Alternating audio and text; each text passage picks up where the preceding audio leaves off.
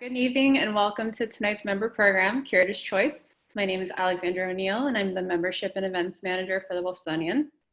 Tonight we're joined by our Chief Librarian, Frank Luca, who will give us a look at some images from our collection that explores past innovations. We'll find out tonight if they evolved into modern marvels or relics of the past. Before we start, I want to take a moment to thank you, our members, for your continued support of the Wolfsonian. We hope that you've been enjoying our virtual programs over the past few months. While we hope to see you safely in the museum when the time comes, we appreciate you connecting with us online. Tonight's program will feature a presentation by Frank, followed by a Q&A. We ask that you use the Q&A button below to participate. And with that, we'll start the program. Well, thank you so much, Alexandra, for that introduction. So I've titled this Past Futures, Over, Above, or Under the Sea. And the subtitle is From Jules Verne Fantasies to Realities. And then I put in parentheses, sometimes, because sometimes they seem to get it right. Sometimes they really kind of miss the ball a little bit. And I think that's kind of what we'll have a little fun with tonight as we look at the past views of what the future would bring. And I wanted to start with Jules Verne because I think Jules Verne is probably one of the most important. He's often called a science fiction, the father of science fiction, but he actually wouldn't have liked that term. He did not consider himself a science fiction writer. He actually felt that he dealt with possibilities and probabilities, not with just fantasy. So he didn't like that idea. That was the realm he thought of H.G. Wells and Invisible Men and time machines.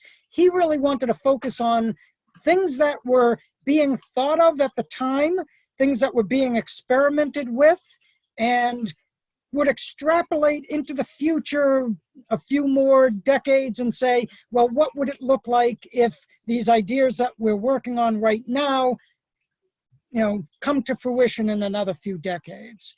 So I really wanted to start with Jules Verne.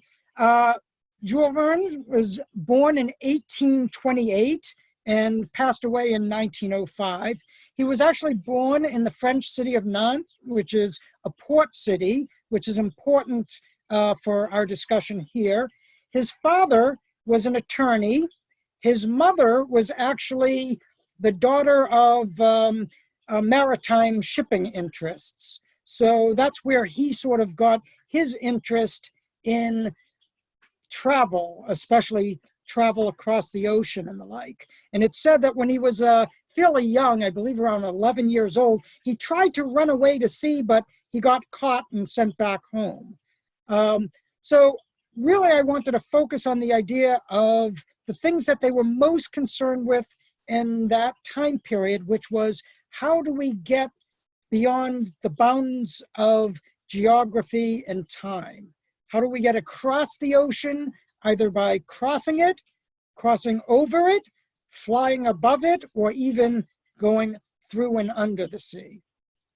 So just to touch on a couple of his most famous works, he actually made a living as a stockbroker, but did not enjoy being a stockbroker, but that's helped support his family. He simultaneously published or was trying to publish novels. His first successful novel came in 1863, and that was 5 Weeks in a Balloon. And it was inspired by some of these expeditions that were actually happening at the time. Once he had success with that novel, he said goodbye happily to the stock market, said, I'm not interested in doing that anymore. If I can make my living writing books, that's what I'm going to do. And he was a very prolific publisher after that, publishing almost 2 books per year through his lifetime. Most of those books were collected together and were published as a giant sort of voluminous collection under Voyages Extraordinaire, so extraordinary travels. So that's what really he was focused on, is travel and how technology was going to impact the way people traveled in the world. But that very same year that he published his first successful novel, he also wrote, but never published, another important book that we're going to talk about briefly as well, and that was Paris in the 20th Century. His publisher took one look at this book and said, you know, it's a dystopia about Paris in the year 1960, as he was imagining it. And he was looking at that point pessimistically at how technology might actually create a sort of dystopian society rather than helping in a more utopian and manner. And his publisher said, no, that's a real downer. And he never published it. And it was only published posthumously some years before the year 1960, when it was supposed to take place. Other important works that he did: From the Earth to the Moon. I reference that one, and I'll get back to that one a little bit later. There was a famous, one of the first films made was an animated film where they shoot a cannon with people in this little container to the moon. And that's how he envisioned travel to the moon at that time period. In 1869 through 1870, he published 20,000 Leagues Under the Sea. Some of you may remember that from the famous movie that was made by Disney years ago. Some of you may be too young to remember that one. I remember it. In fact, I remember my first trip to Walt Disney World as a kid, dying to get into the Captain Nemo's ride, where you would get into this little submarine and go under the sea. That one was actually published serially. And as I mentioned before, this was not science fiction. The French had actually created a sub in 1863. And in fact, the author got a look at the sub at the Exposition Universelle of 1867, where they exhibited that submarine. So that was actually the inspiration for that book, which came out just a couple years after he saw it at that World's Fair. He also wrote in 1871 A Floating City, which you can see we have in the library collection on the left. And I'll be talking about that in more detail in a moment, so I'll come back to that. And then just one or two more. 1872, he published Around the World in 80 Days, another famous one about traveling around the world in a hot air balloon.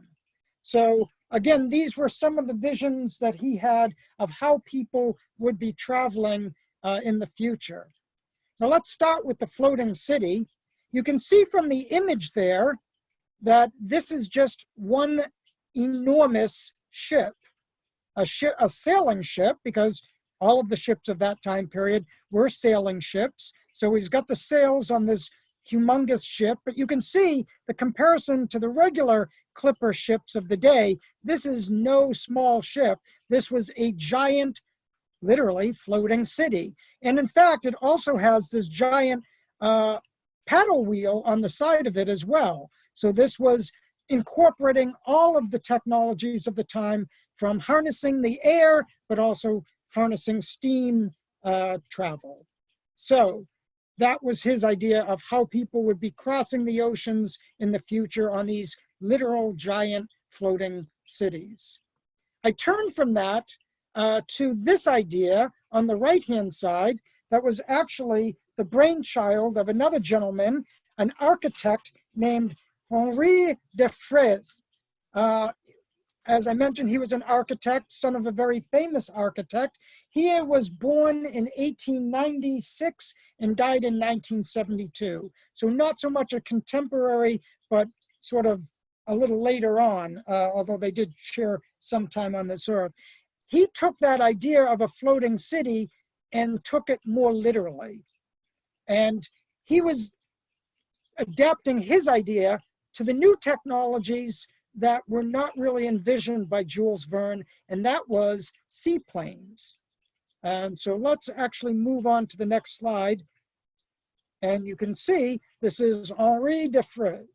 So here he is literally at the drawing board, and you can see one of his design drawings for this floating city up on the side here, as well as one of the design drawings for the giant hangars that were included in this, this incredible floating city that he came up with. So here is his blueprint, looking at a sort of side panel cut of this incredible thing. This is actually a horseshoe-shaped floating device. So we'll see it from different angles so that you get a better sense of it as well.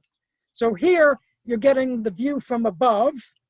So you can see it has two complete parts to it, this giant horseshoe part. So you've got the sort of captain and crew up here at the front. You have, well, we'll go into some of the details here, but this was a gigantic thing. So just to give you a sense of the size of this, now this plan was done up in 1923 to 24 and completed at that time. Ultimately, it won a couple of awards in France, but it was never built. And we'll get into why that is in a moment or two. There's first mention of it in the United States in the Tampa Tribune in August 21, 1924. So soon after the plans came out, these went all around the world. So everyone was looking at this thing thinking, oh, this is really an important design. Who's going to pick up on it and actually build it? The sort of late mention of it, we have Les Aérophiles, or Aerophile, so the French magazine in May 1928 was almost the last mention of it. And the reason they stopped mentioning it at that point is they kind of said, no, this thing's not going to float, literally or figuratively. Important date as well, 1928, important because you had the first solo flight across the Atlantic by Charles Lindbergh, showing that there was no need for this giant floating city, because we'll talk now about what this giant city was designed for. So here's another sketch by the artist of this city. This was designed for the old-fashioned wooden seaplanes, basically. So the seaplanes were considered to be the safest kinds of planes out there, because a regular plane, if you don't have a runway or a long strip of land that you can land on, you're kind of in trouble. And especially if you're trying to cross the ocean, good luck staying awake for more than 24 hours like Charles Lindbergh did.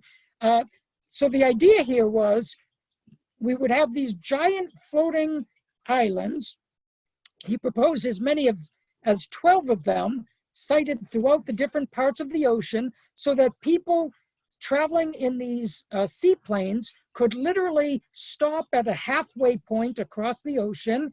They would literally land the plane in this section here, which was filled with water.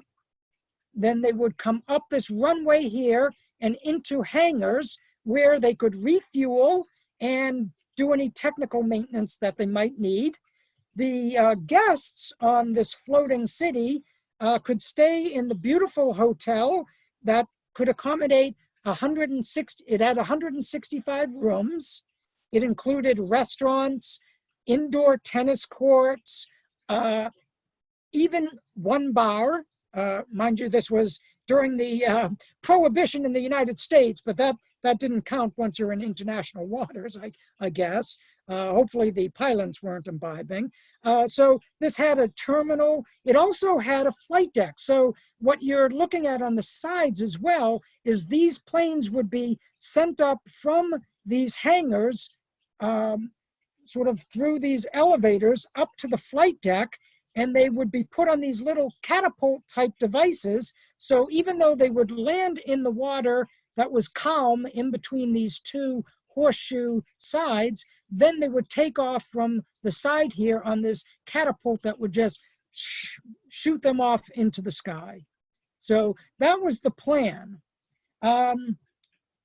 Again, to give you a sense of the enormous scale of this floating island that we're talking about, this is one of those internal views of the inside horseshoe structure.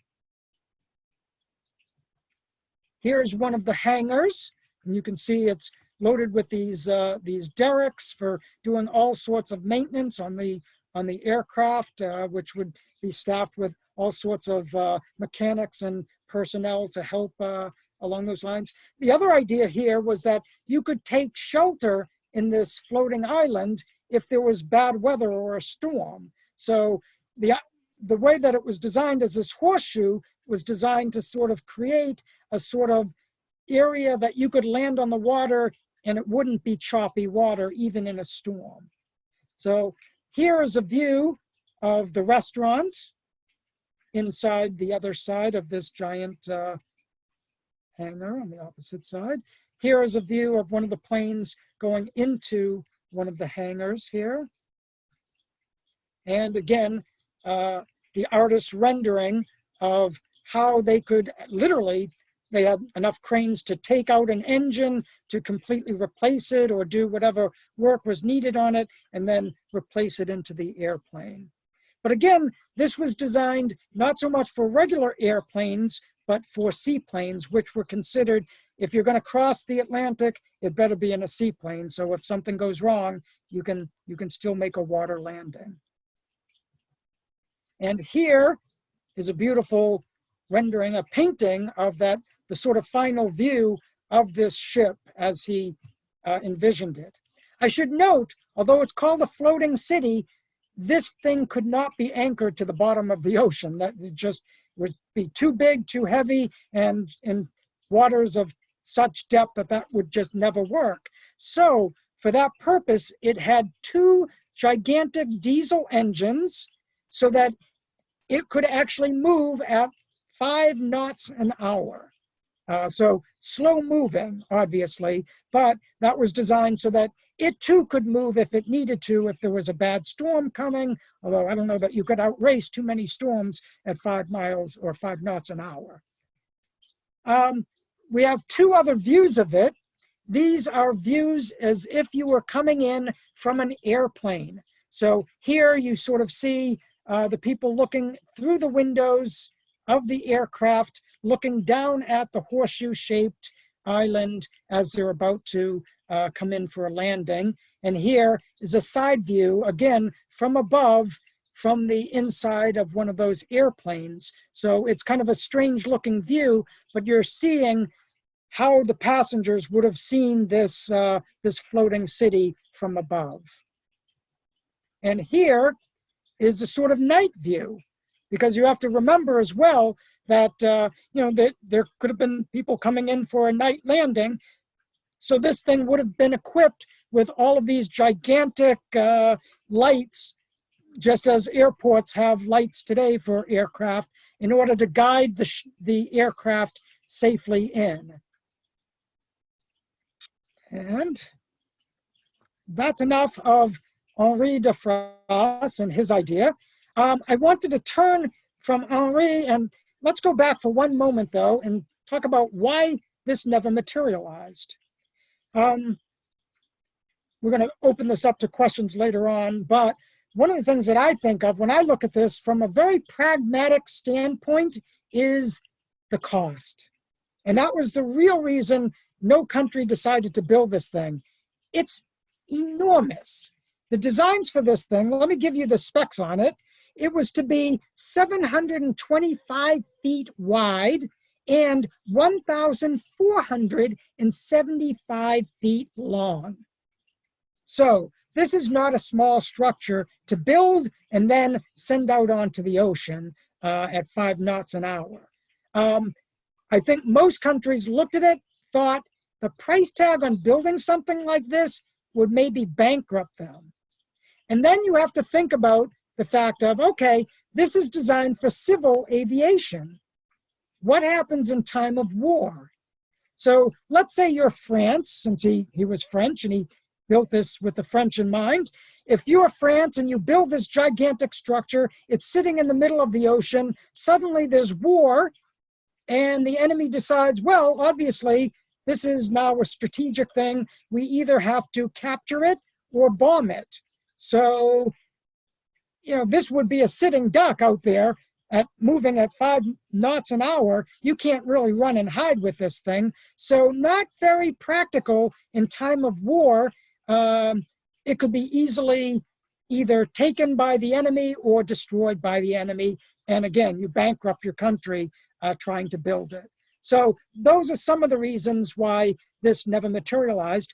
Also, how many of you in the audience have traveled by seaplane recently? I did once. It's kind of cool. I went to the Bahamas that way. They stopped doing that after that crash out in Government Cut. But, you know, you could do that quite easily from there earlier. I'm guessing, though, that most people have not traveled by seaplane. Seaplanes, while once very popular, have been sort of overshadowed by the fact that after World War II, we've developed planes that can easily cross oceans, so there's no need for a need to pit stop halfway across the ocean. So that's one of the reasons that this very interesting and visionary project just never materialized. Here are some other alternative ideas that scientists were thinking about and flirting with. And again, notice it's the seaplane that they had in mind.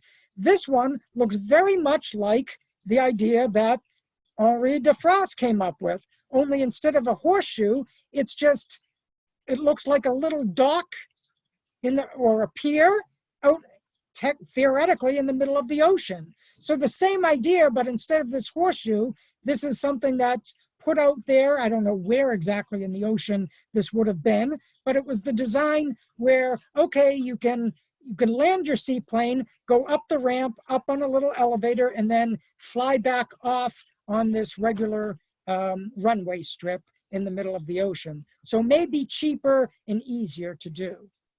Now I want to go all the way back real quickly and set Mr. Peabody set the Wayback Machine, and we're back to a floating city because I kind of cheated here.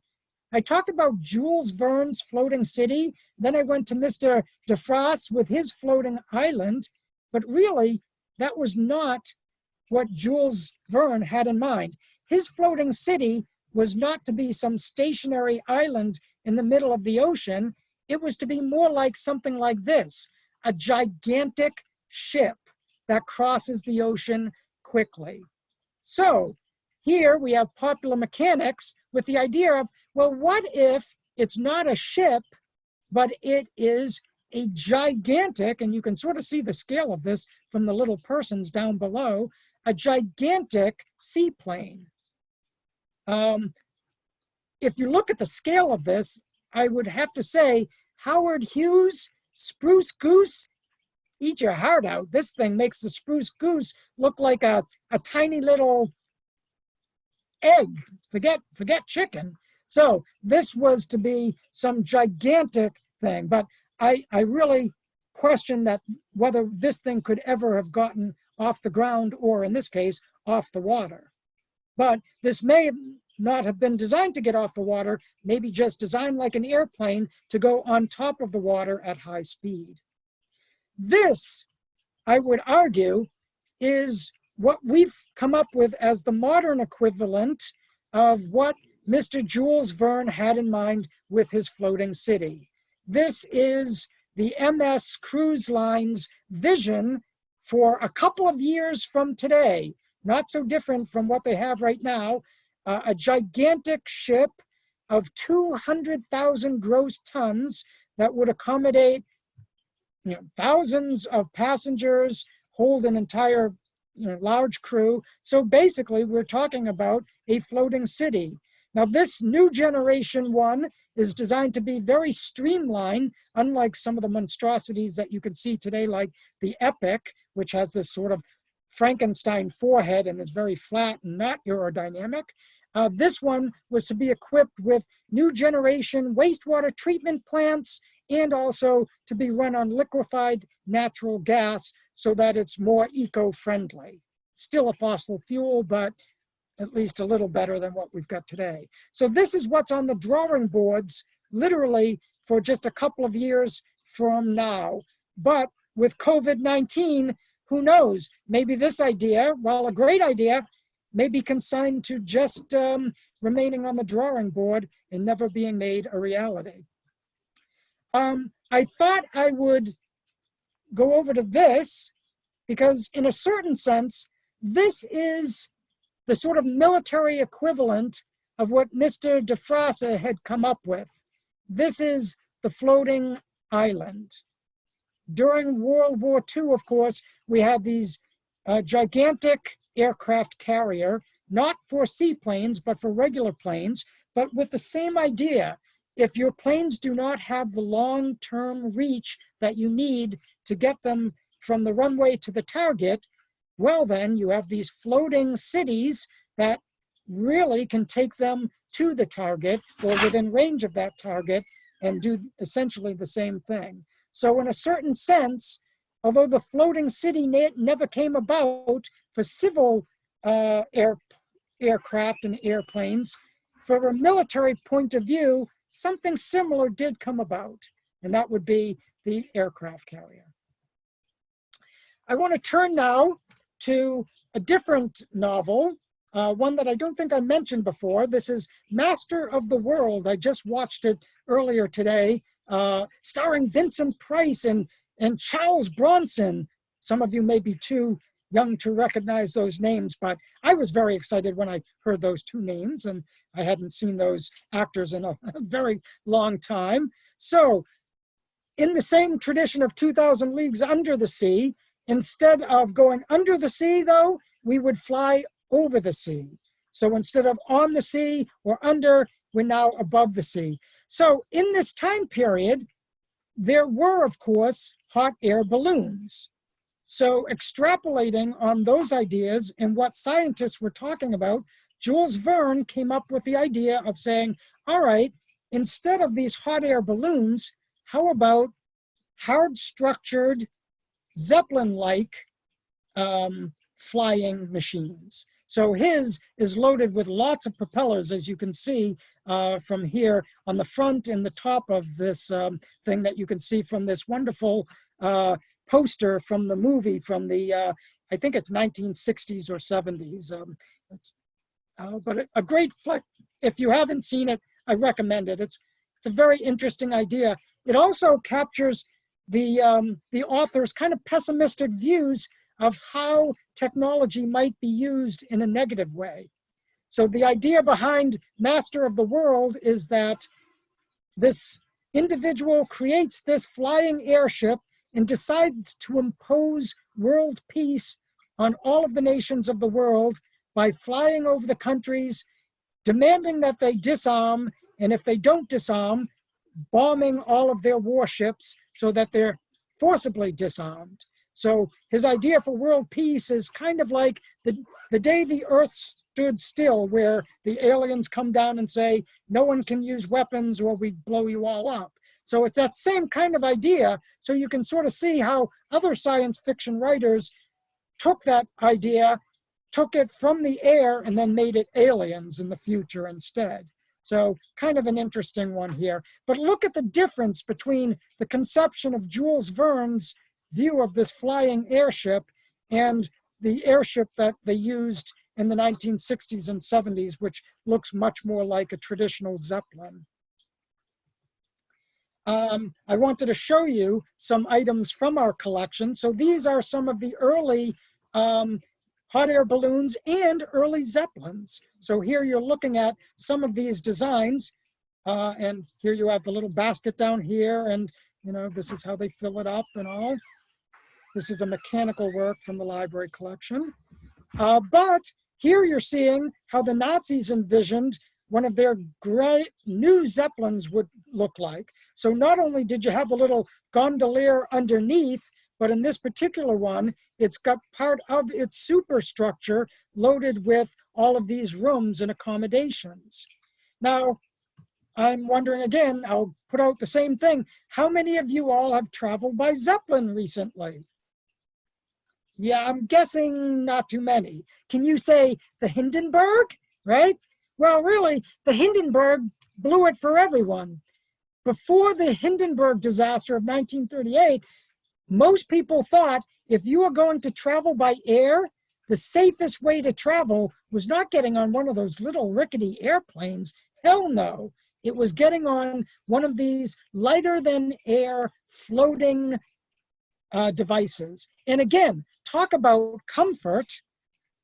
How many of you would prefer going on an airship if you got to walk around, go to the dining room, go to the bar, enjoy yourself, stretch your feet, and you're not tied in to one little chair for the whole flight? Sounds good, again, until we talk about, oops, the Hindenburg, right? And then we think, well, flammable gas, maybe not such a good idea, right? All right. So I wanted to show you a couple of other images from our collection that I just adore. And this is the idea of, well, what happens, again, in time of warfare? So here is one artist's conception of how an entire air force could be launched, not from an aircraft carrier, but from an airship carrier. So here you have all of these planes inside the superstructure of this lighter than air dirigible, and then they come out, they come down on this little thing, and then they're dropped, and then they start flying, and God knows where they land, because I don't know how, they're certainly not getting back up into this thing, I don't think, but this would be a one-way launch kind of situation with this incredible Zeppelin. Great idea, but never happened. You'd have had to have some pretty light aircraft in order to make this thing work. So I want to go back to the floating city idea, or the floating island, rather, of Henri de Grasse, because here you're seeing why he thought this seemed like such a practical idea. So here is the Italian airship in the air. So you sort of see this ghost ship of Columbus crossing the ocean, and now the new way of crossing the ocean will be with these flying clipper ships. And the Italians built entire fleets of wooden seaplanes, basically. And these were very lightweight because they were mostly made of wood. This was before they're using a lot of aluminum. So they needed lightweight materials. So these things were incredibly lightweight. And in fact, Italo Balbo, who was Mussolini's second in command, did 2 pioneering flights across the Atlantic. The first one was from Italy to Brazil in 1931, and the second one was from Italy to Chicago for the Chicago World's Fair of 1933-1934. And so you see this poster showing literally these aircraft that you see on the left being transformed into a bridge. So we are bridging the Atlantic Ocean with this squadron of seaplanes that crosses from Italy to the New World. So this is the idea.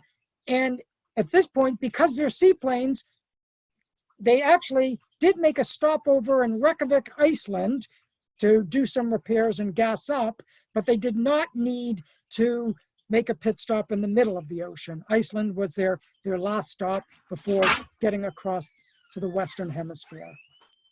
I wanted to compare, let's go back a moment again, compare the accommodations that you see in these airships with the accommodations that you see in these airplanes of this time period. Remember, in this time period, you had to be rich to travel. No, not many people could afford to travel by air. So planes were somewhat luxurious. You can sort of see it's still fairly cramped. Look at this passenger here is sitting right next to one of the navigators. And this one over here. Notice though that these are like little recliners. So you could be seated or prop your feet up, and you could even put your seat down so that you could sleep on literally a sleeper seat, and have at least a sort of comfortable journey. Here's another view of that now with these kind of aluminum seats, because again, they needed everything to be as light as humanly possible. But you can see again, it's cramped. You can't really leave your seat except to maybe use the men's room or the bathroom. So really, this is a far more cramped situation than you would have had from the dirigibles, which were why the airships were more popular than the airplane up until the Hindenburg disaster. Here are some different ideas people came up with for how airplanes of the future might look from the perspective of the 1930s. So here we have a ship, literally half airplane, half, kind of looks like those boats that go through the Everglades, right? You've got the little propellers at the back, but you're comfortably inside this very aerodynamic ship. Again, everything's aerodynamics in the 1930s when they realized wind resistance. So all of the visions from the 1930s and 40s always show these kinds of very streamlined kind of bubble-like compartments for airships and other type ships. Again, in time of war, very different conception here. So here we have, again, the idea of the old-fashioned airplanes, not seaplanes, and again, in wartime, the idea of these gigantic floating islands as the military aircraft carriers. I want to go next, and we're going to finish up in a couple of seconds here.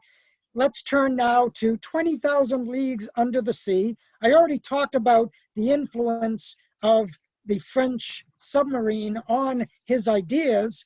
And so basically what he did was he took the submarine, which already existed, and just said, all right, in the future, instead of these tiny little military type submarines, what if we had gigantic submarines that people could travel in just like they could in a regular ship, and it would go under the ocean. So that was the idea behind 20,000 Leagues Under the Sea, which of course Walt Disney capitalized on in making both a movie and an amusement ride at the Walt Disney theme park. Here, though, is the reality that came of it. So during the First World War, the idea that of these early version submarines became an absolute, not only reality, but military necessity for the Germans, who obviously could not beat Great Britain's navy. Great Britain ruled the waves, right? Ruled Britannia.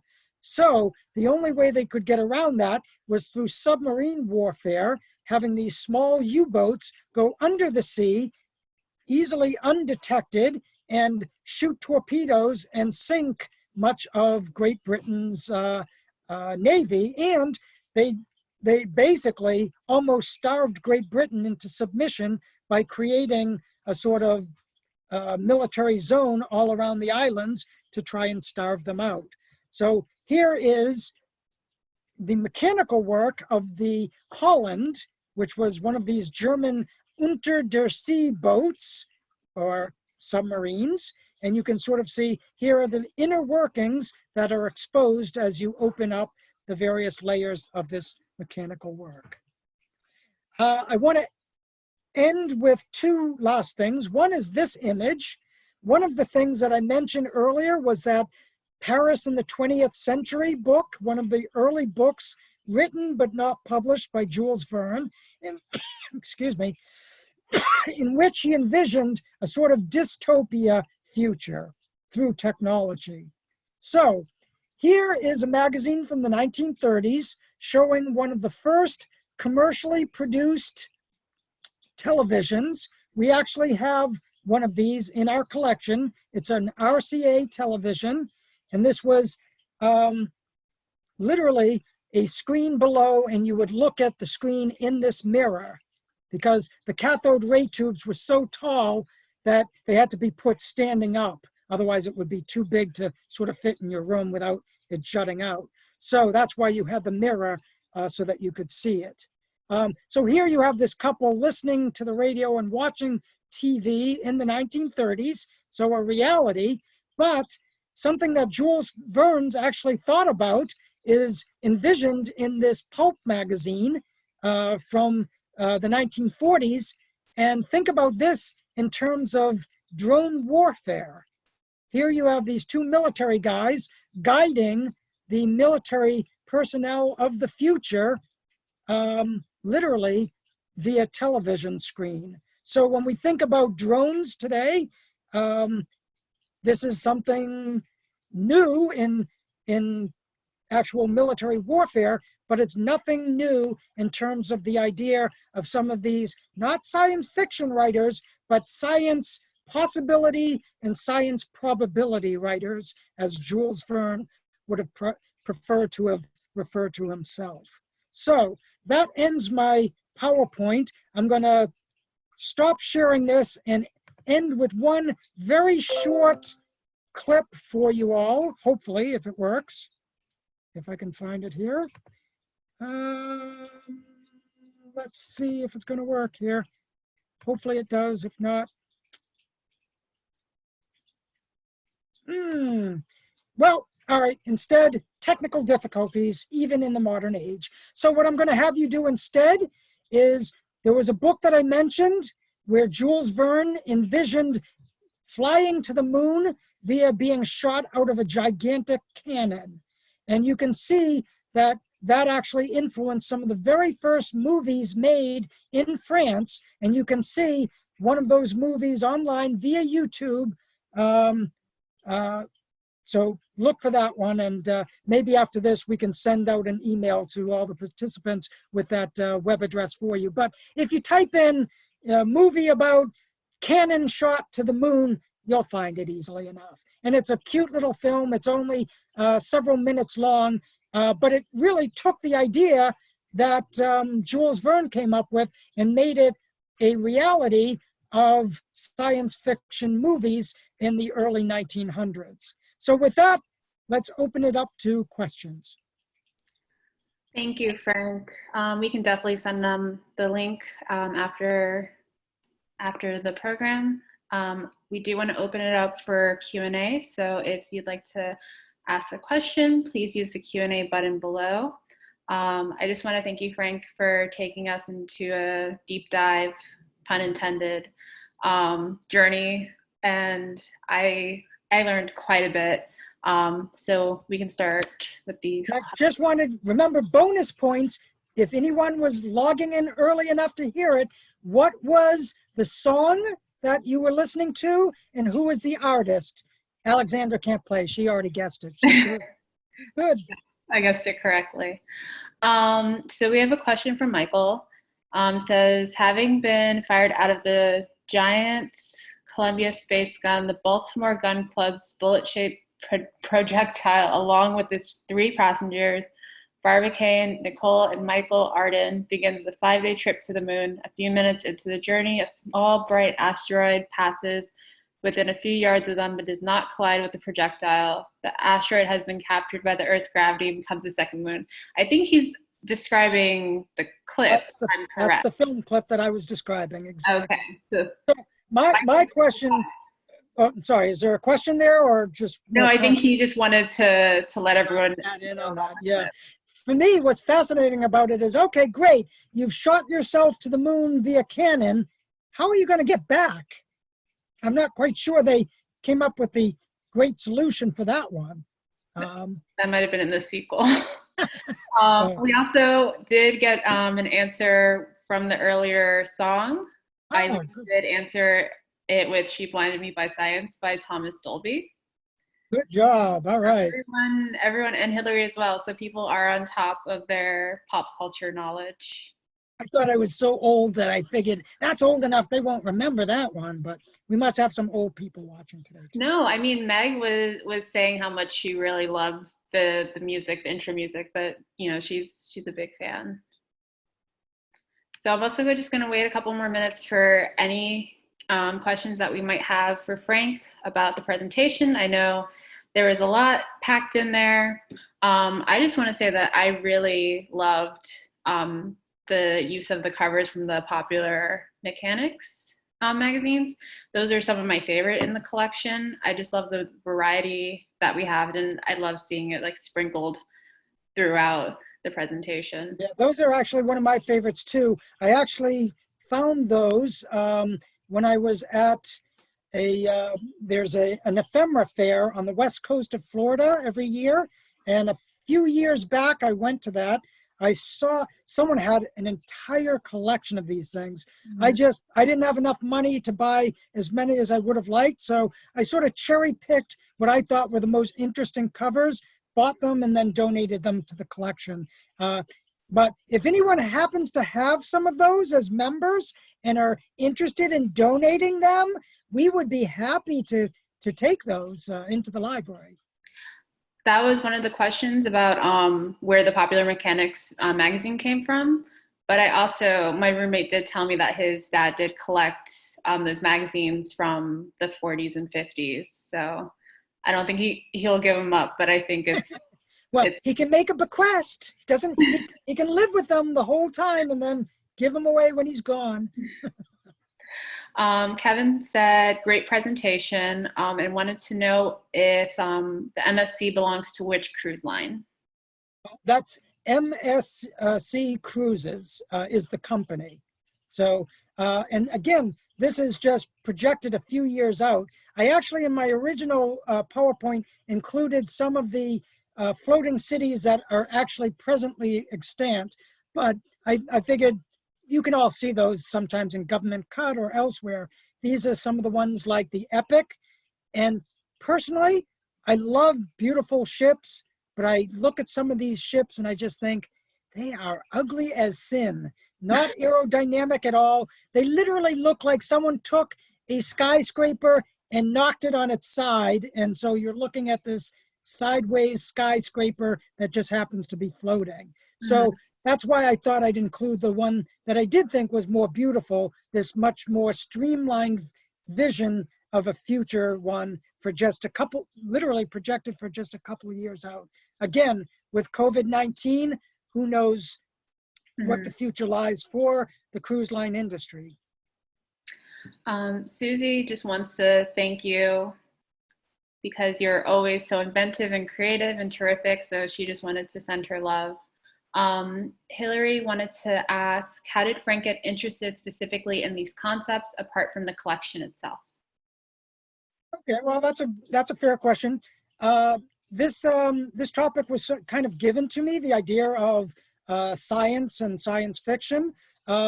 Within that, when I started looking through the collection, I'd always been fascinated by the painting, which we've had on display a number of times. And I never really knew the history behind it. I just always went by it and admired it thinking, wow, that's so cool. I really love this idea of this floating city in the middle of the ocean as a kind of rest stop, as you will. And so when they gave me this topic of, well, do something science fiction related, well, I thought, well, Jules Verne has always been one of my favorite authors, and I wanted to combine his ideas of what the future would look like from the past with other views and visions of the future from the past. So that's really how it kind of all came together. So Sebastian wants to know if you think the Titanic's fame was due to this period's craze with inventions in sea travel. Well, the amazing thing about the Titanic is its nickname, the Unsinkable. It seems rather ironic to us that here's a ship that sank on its maiden voyage, but this was also a ship that was literally designed to be unsinkable. It had all of these barriers in place so that even if it hit something, it theoretically could not sink. And if it started to sink, it was theoretically supposed to float so that even if the rest of it were underwater, it would still be floating at the top of the water and they could be rescued from it. Didn't really work out that way. I think in terms of the idea of a floating city, that's very much in the real Jules Verne kind of line. The idea of a ship as big as the grandest hotel that you can imagine. So luxury as well as accommodations for people of first, second, and third classes. I mean, this was literally a microcosm of society aboard this ship. And so I do think that, I think it was really about one-upmanship. If you really want my honest opinion, everyone builds a big ship, then someone's got to say, well, mine's 3 inches longer, so we've now got the world's biggest ship, until someone else says, oh, okay, we can build one a hair bigger. And it's sort of like skyscrapers, right? Everyone wanted to have the tallest skyscraper in the world, and then someone would put an antenna on theirs and one up it that way and so forth. The same sort of way, after the Eiffel Tower was built for the 1889 World's Fair in Paris, the Americans had to outdo it. So instead of doing another Eiffel Tower, they said, we'll outdo it by making a gigantic Ferris wheel, named for its inventor, Mr. Ferris. So not only was it really tall and give you that bird's eye feel, but it moves like a wheel on a bicycle. So we've outdone the French by showing that we can do something even more mechanical savvy than just building a tower. So really, I think it's all about one-upmanship. So Eileen wanted to mention that there's a great book called Yesterday's Tomorrows that has a lot of images and information on this topic as well. So if anyone is interested in learning more about what Frank has shared today, I would definitely check that book out. I think I'd also recommend those movie versions of Jules Verne's. I mean, they're so outdated as to be laughable. I mean, again, Vincent Price and Charles Bronson. Wow. How can you go wrong? You can, but it's hilarious to watch. Meg wants to know, what's your favorite unrealized future technology or technological? Okay, we actually have a book in the collection that I didn't use, and it's the autogyre. This was half airplane, half helicopter. They actually built them, but no one wanted to set foot in these things for good reason. It's like all the dangers of both with none of the real benefits. So basically it's an airplane that you took off like an airplane, but then if you wanted to land vertically, you could do so. So in a certain sense, to me, that was really cool. If you want to see a great movie that uses one of these autogyres in it, the name of the movie, it's something, Stand Up and Cheer, from 1933 or 1934, I think, 1934.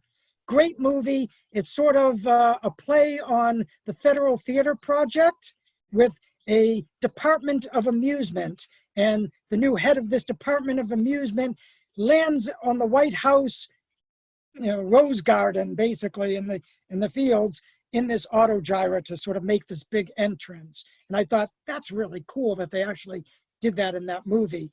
But we sort of have helicopters today, we have airplanes today, but we don't really have something that's a combination of both, unless you would call the Harrier aircraft that the British use. It's a military aircraft that uses jet propulsion that can take off like an airplane, and then it turns the jets downward and lands vertically. So close, but it doesn't have the helicopter type rotors. So that would be it. So I'm going to wrap up our program tonight. Thank you, Kathy and Michael, for the lovely comments in the Q&A about tonight's program. Again, I just want to thank Frank for taking the time to join us tonight, as well as all of our attendees. We hope you enjoyed tonight's program and that you'll join us again for our next member exclusive program. So I hope everyone stays safe, and we'll see you next time.